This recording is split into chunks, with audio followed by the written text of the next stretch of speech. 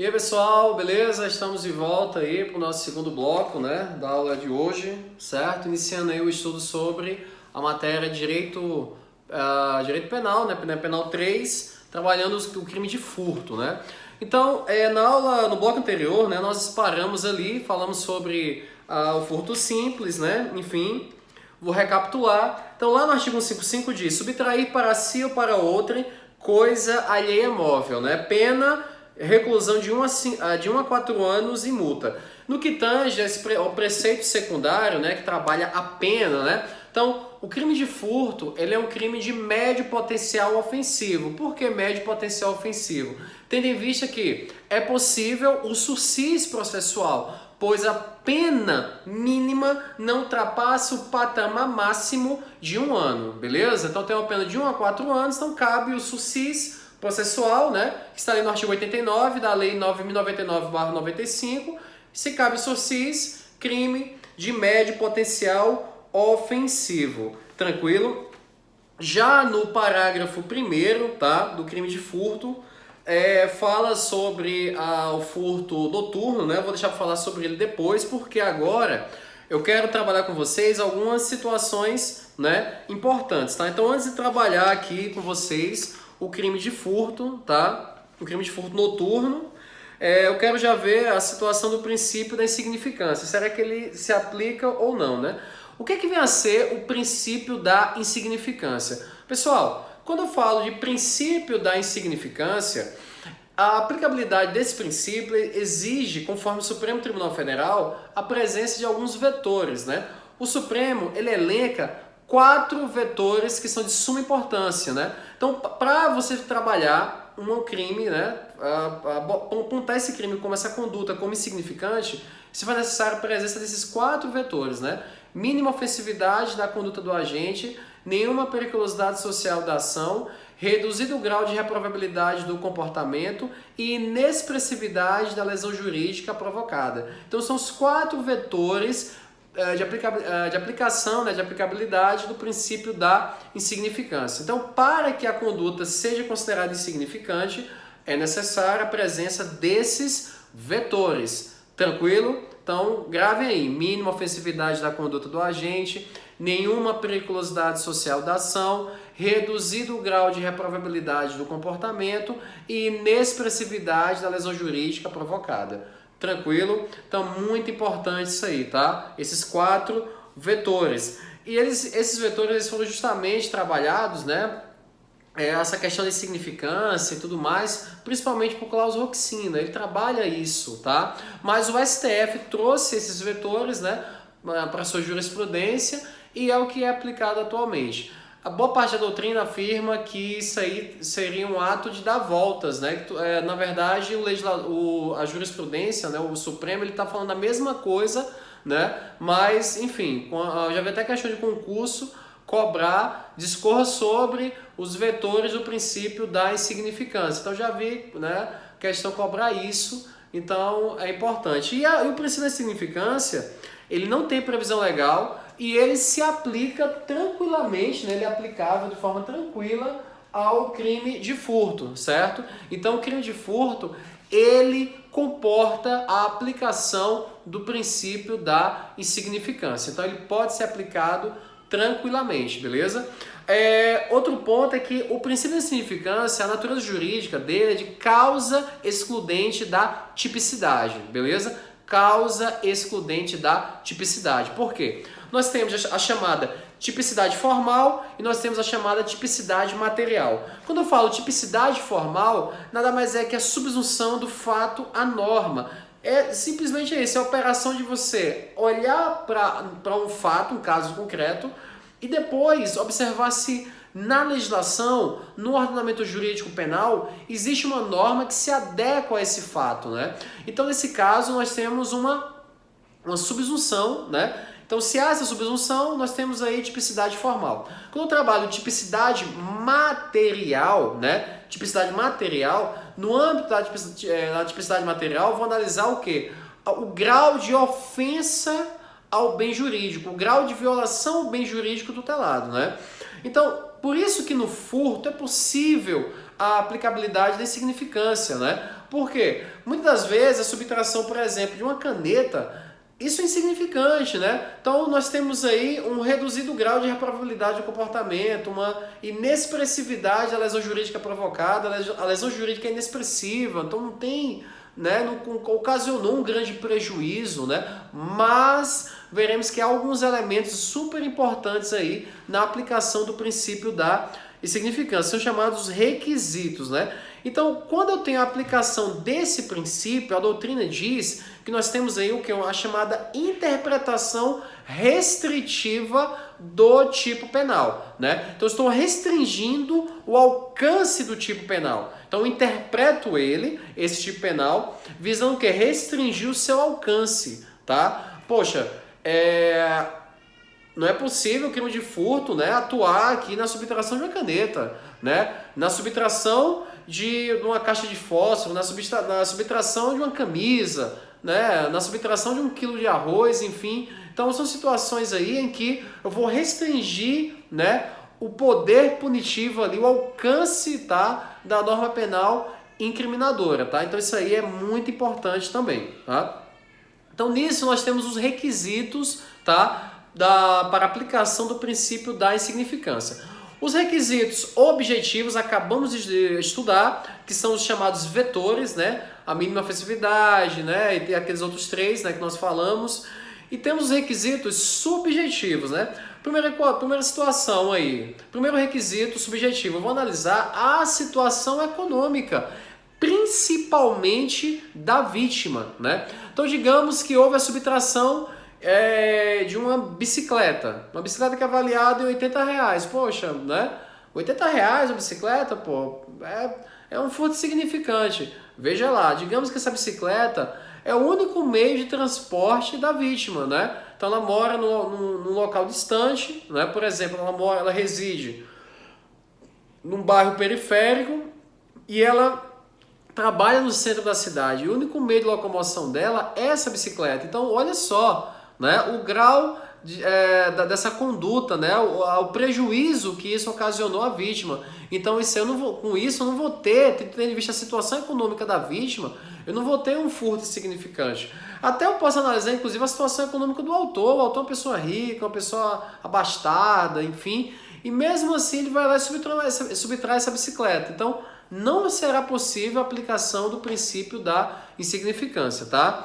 Outro ponto é o chamado valor sentimental do bem. Olha só, eu falei aqui, né, nessa questão da subtração da caneta, né? Ah, a subtração da caneta, tal, então quer dizer que nós vamos ter aí um furto insignificante. Veja lá, digamos que é uma caneta, certo? Uma caneta até que é de madeira, né? Uma caneta, assim, se for analisar o valor econômico daquele material, daquela madeira ali, não valeria nem R$5, né?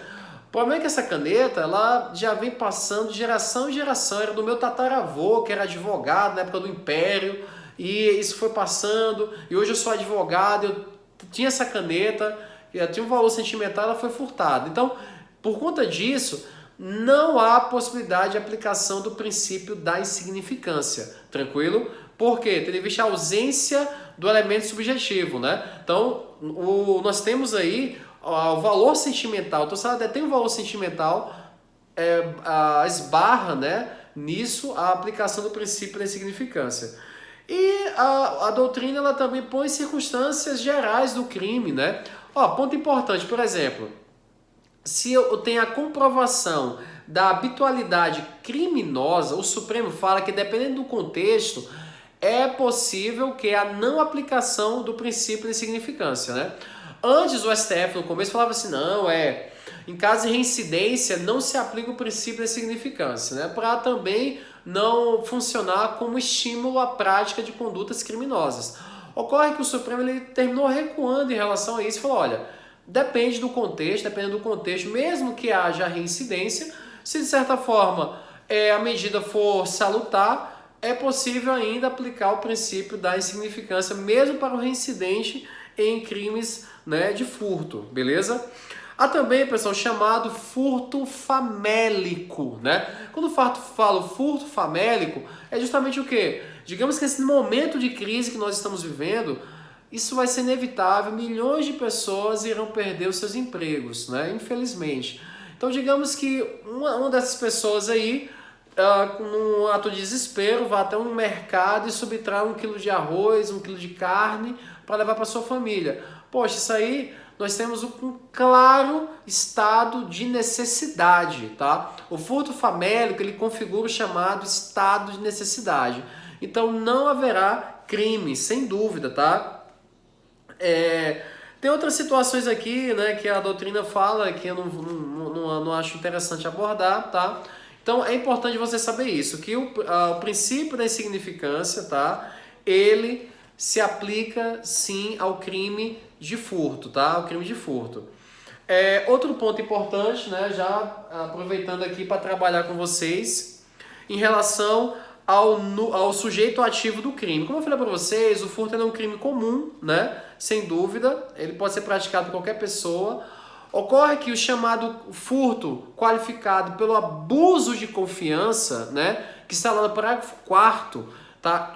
Agora grave isso, o furto qualificado pelo abuso de confiança, nós temos aí um crime próprio, né? Porque ele exige a qualidade específica do sujeito ativo do crime. Não é qualquer pessoa que pode praticar essa conduta criminosa, essa qualificadora. Somente aquela pessoa sobre a qual é depositada uma confiança por parte da vítima, né? Vamos trabalhar, vou até expor aqui um caso que eu trabalhei, alguns casos, né, que eu já trabalhei, que envolveram furtos, né, qualificados pelo abuso de confiança. Por exemplo, um funcionário da empresa que, utilizando-se da sua condição de empregado ali, subtrai valores, né, do caixa da empresa, ali dando prejuízo ao patrão, à empresa como um todo. Então isso aí nós temos um furto qualificado pelo abuso de confiança e nesse caso trata-se de crime próprio. Então ele não pode ser praticado por qualquer pessoa, tendo em vista que ele exige uma qualidade específica do sujeito ativo do delito, beleza? Então isso aí é muito importante, tá?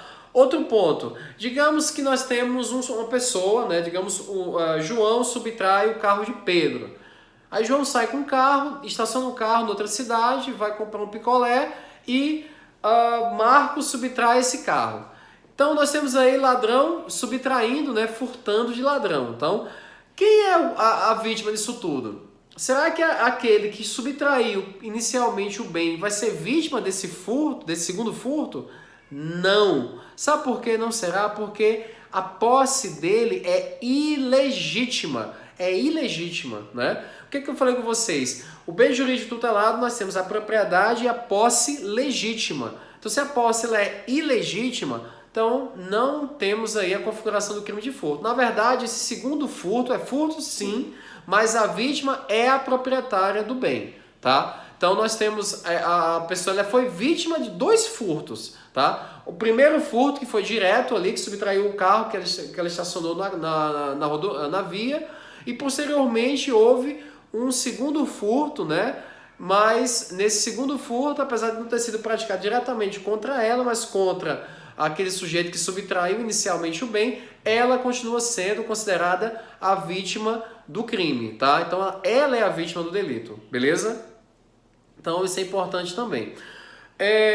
Com relação ao sujeito passivo, como eu falei para vocês, apenas o proprietário, o possuidor legítimos, né? Obviamente, pessoal, o sujeito passivo do furto tanto pode ser a pessoa física como também a pessoa jurídica. Então, tanto a pessoa física quanto a pessoa jurídica podem sim ser sujeitos passivos, né, vítimas do crime de furto, tá? Então, como eu falei com vocês sobre o detentor, né, ele não pode ser sujeito passivo do crime, tá? Então, o detentor ele não pode ser sujeito passivo do furto. Quem é sujeito passivo é o proprietário ou possuidor legítimo, tá? Em relação à não identificação do sujeito passivo, isso não afasta a tipicidade do furto, tá? Então, digamos que eu vi ali, né, um carro foi subtraído. Então, claramente eu vi o sujeito quebrando a janela do carro, fazendo uma ligação direta e levando o veículo. Beleza. Então, depois tentamos, digamos que fazemos uma investigação, né, ali, diligenciamos em torno desse fato, mas não conseguimos encontrar o proprietário do veículo, por exemplo. Fazemos consultas às placas e nada, ou não tem como saber qual placa do veículo é, pela filmagem da câmera. Então quer dizer que não vai ter furto, já que não é possível, né, encontrar o sujeito passivo. Negativo, continua havendo a tipificação da conduta criminosa. Então, sim, continua sendo furto tranquilamente, beleza? Então, continua sendo furto. Mesmo que o sujeito passivo ele não venha a ser identificado, a conduta criminosa não é descaracterizada, tá? Então, continua sendo furto da mesma forma. Até porque o furto é um crime de ação penal pública incondicionada, né? Então, um crime de ação penal pública incondicionada, então, independentemente de ser identificado ou não o sujeito passivo, se eu tenho a subtração de coisa alheia móvel, ponto final, crime de furto consumado. Em relação ao elemento subjetivo, tá? O furto, pessoal, ele é um crime doloso, tá? Trata-se de crime doloso, não admite a modalidade culposa. Então não há possibilidade de crime, né, de furto culposo, apenas o crime doloso. Então exige-se o chamado animus furandi. Animus furandi, né? Que é o ânimos justamente o quê? De subtrair o bem, né? Então o ânimos de subtrair, então tem esse dolo de subtrair o bem. E além disso, há o chamado especial fim de agir, que é o elemento subjetivo específico, que é quando ele fala subtrair, que é o animus furandi, né, que é o dolo normal mesmo, e há ainda o elemento subjetivo especial, quando ele fala para si ou para outrem. Quando ele fala para si ou para outrem, nós temos o chamado animus rensibi habendi. Animus rensibi habendi. Então esse animus rensibi habendi é justamente o quê? O elemento subjetivo especial, subtrair para si ou para outrem. Isso aí, pessoal, nada mais é que o quê? O fim, né, de assenhoramento definitivo da coisa, né? Então só tem o furto se houver esse escopo, essa finalidade de assenhoramento, tá, definitivo da coisa, beleza? Então digamos que o sujeito deixa o celular na mesa, se eu pego o celular dele e jogo no lixo, não tenho nenhum ânimo de assenhoramento, o que eu posso ter nesse caso, no máximo, é um crime de dano, mas não vai configurar o crime de furto, porque exige um animus rensibi habendi, que é o quê? O fim, a finalidade, o escopo de assenhoramento definitivo da coisa, beleza? Tá? Outro ponto é que não há a necessidade de finalidade lucrativa, que seria o animus lucrandi. Então, o animus lucrandi é prescindível, é dispensável no furto, tranquilo? Então, não há a necessidade de finalidade lucrativa, beleza? Então, isso aí também é muito importante, tá? Muito importante, tá? Ponto importante também aqui que a doutrina discute muito, o chamado furto de uso. Então, será que o furto de uso configura crime, né? Nós acabamos de trabalhar aqui que para haver a caracterização do crime de furto, né, há a necessidade do quê? Do ânimos de assenhoramento, da finalidade de assenhorar, do sujeito dele, de assenhoramento da coisa, né, de assenhoramento definitivo da coisa, que nada mais é que o ânimos rensibi habendi.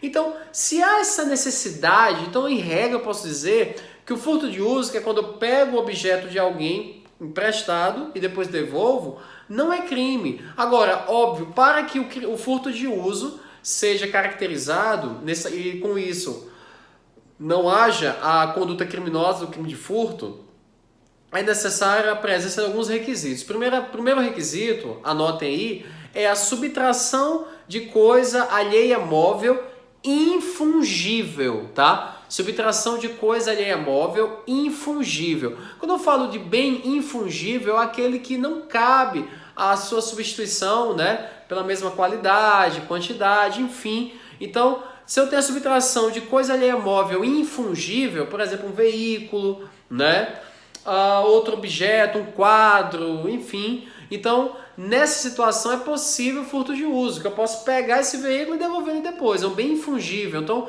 se eu consumir esse bem, ele não será destruído, beleza? Eu posso usar esse bem e o meu uso, né, o meu consumo não proporcionará a destruição total do bem, beleza?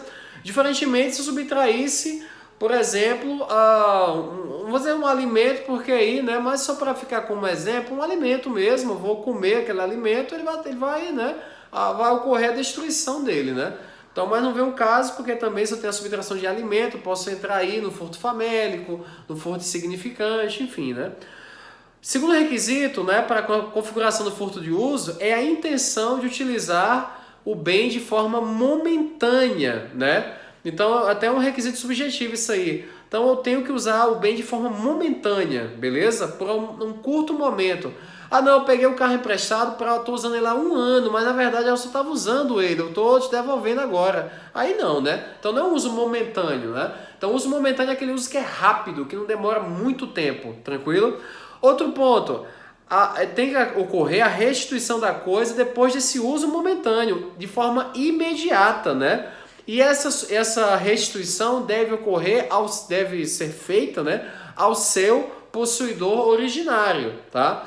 Então eu tenho que restituir a coisa, né? Depois desse uso momentâneo, então restituir imediatamente a coisa, usei momentaneamente, já tenho que restituir essa coisa, e essa restituição ela deve ocorrer ou ao possuidor originário, óbvio, ou no caso aí,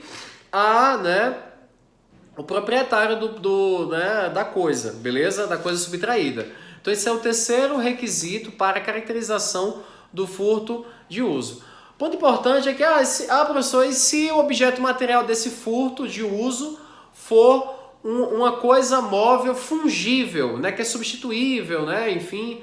Então, nesse caso, se eu pego uma coisa móvel, fungível, substituível, né, e depois devolvo, o que eu posso ter aí é o chamado arrependimento posterior, que está no artigo 16 do Código Penal, né? Então, o arrependimento posterior ele pode ser caracterizado, mas não vai excluir a atipicidade do crime de furto. Então, o bem ele tem que ser móvel, coisa móvel, infungível. Se for fungível, né, fungível, substituível, enfim, então nesse caso eu tenho aí a possibilidade de caracterização do chamado arrependimento posterior, beleza?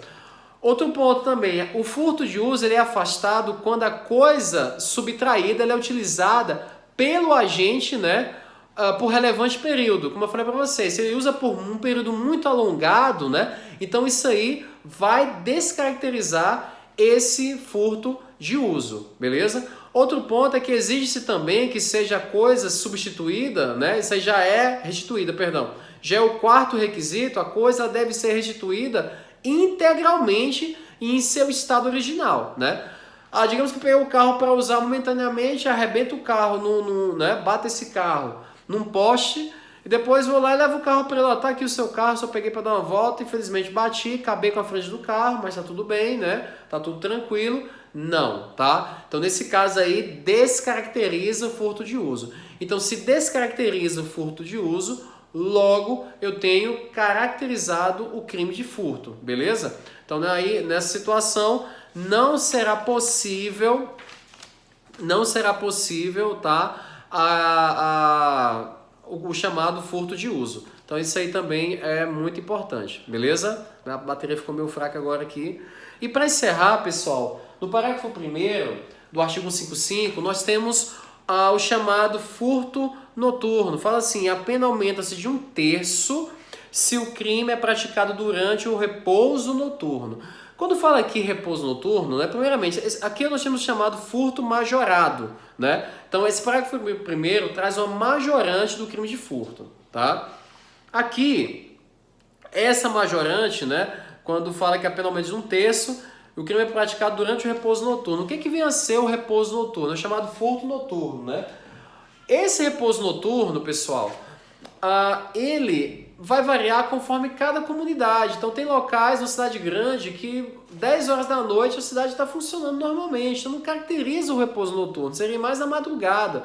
Agora há interiores que 7 horas da noite já está tudo fechado. Até que nessa nossa conjuntura atual aí, 7 horas da noite todo mundo em casa quieto, eu acho que o dia inteiro, né? Mas numa situação normal, né? No interiorzinho ali e tal, 7 horas já tá todo mundo guardado em casa, dormindo, enfim. Então já poderia caracterizar esse furto noturno, né? Mas já que numa cidade grande, né?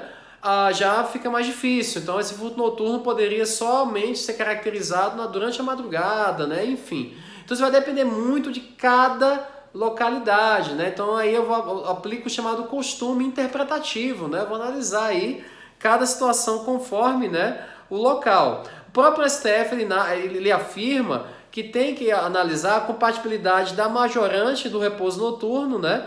E é possível que haja essa majorante no âmbito do crime qualificado. Então eu posso ter, por exemplo, né, um furto qualificado pelo concurso de pessoas majorado pelo repouso noturno. Não tem nenhum problema, porque a qualificadora, nós temos uma conduta, um crime autônomo, com mínimo e máximo de pena combinada abstrato diverso do tipo penal básico. A majorante, ela só se aplica na terceira etapa da dosimetria da pena, beleza? Só na terceira etapa da dosimetria da pena. Então não tem nenhum problema, é totalmente compatível a majorante do repouso noturno com as qualificadoras do furto. Então eu posso ter um furto qualificado por alguma qualificadora e majorado pelo repouso noturno. Tranquilo, pessoal? Então, por hoje é só, tá? Esse foi o nosso segundo bloco de aula aí, tratando sobre crimes contra o patrimônio, crime de furto, tá? Então, na próxima aula, vou continuar trabalhando ainda o crime de furto, tá bom? Então, era isso. Um grande abraço, fique com Deus e bons estudos.